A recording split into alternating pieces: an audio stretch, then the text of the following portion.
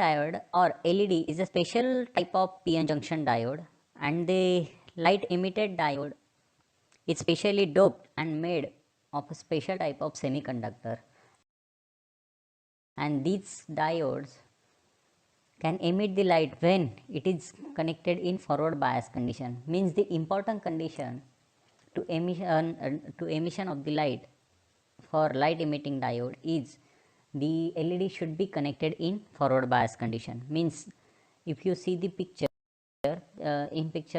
picture shows the symbolic representation of light emitting diode, and that two arrows indicates the emission of the light.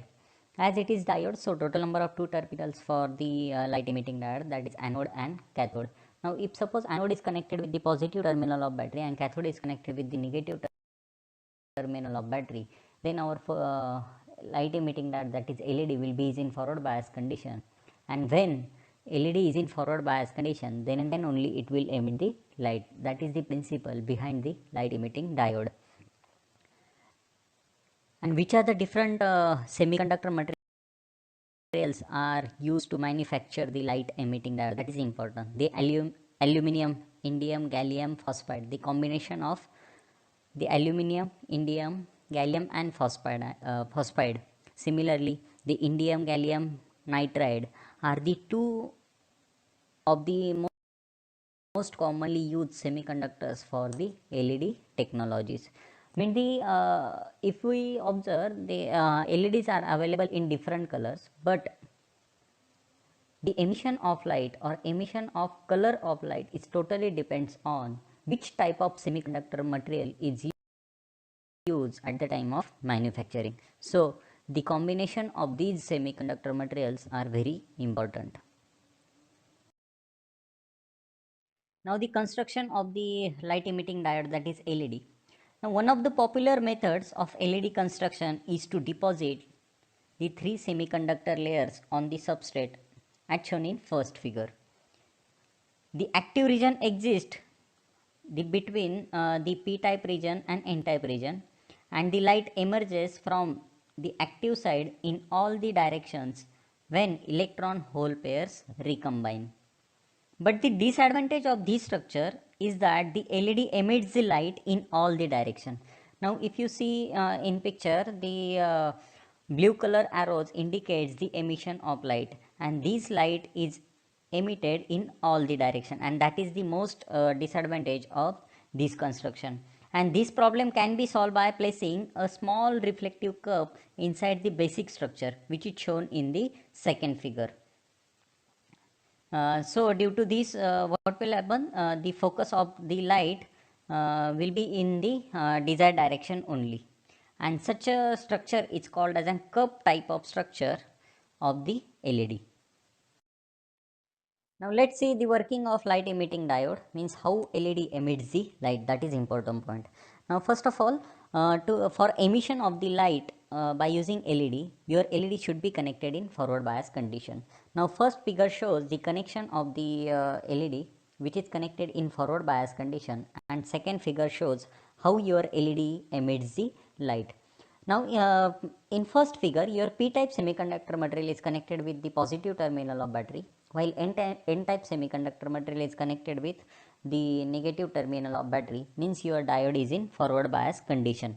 Now when LED is in forward bias condition, then the electrons in the n region will cross the junction and recombine with the holes in the p-type material.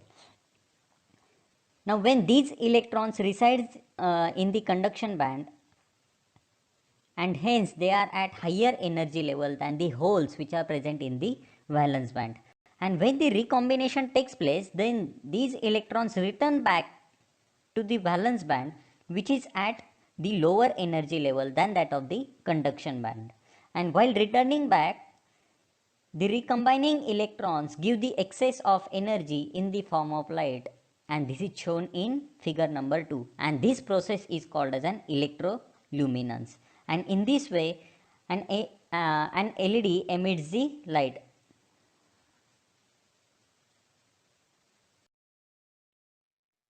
Now next, the output characteristics of the LED. Now output characteristics, now the figure shows or the graph shows the output characteristics of the LED.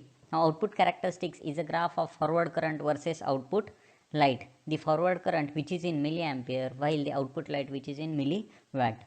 Now it shows that the light output has the linear relationship with the forward current.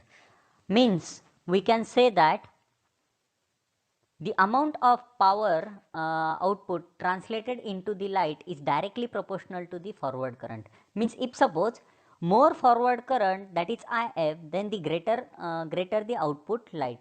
Means the current, that is IF, and the intensity of light is directly proportional to each other. Means if suppose current will increase, then the intensity of light is also increase. And this graph shows the linear characteristics or linear output characteristics of the LED.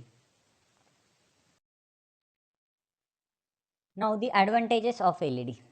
Now first advantage, the brightness of light emitted by LED is depends on the current flowing through the LED. As we know, the current and the brightness of LED are directly proportional to each other.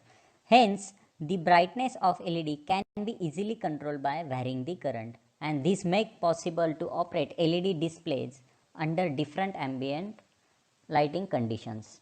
Second advantage, light emitting diodes consumes low energy. Then next, LEDs are very cheap and readily available. Then LEDs are light in weight, then smaller in size, then LED have longer lifetime. These are the different advantages of light emitting diode. Now which are the different disadvantages? First, LED needs more power to operate than the normal PN junction diodes. And the second disadvantage, luminous efficiency of LEDs is very low. Which are the different applications of LED? First, the burglar alarm system, then next in calculator, then in picture phones, traffic signals, then digital computers, multimeters, then in microprocessors, and in digital watches we can use our light emitting diode.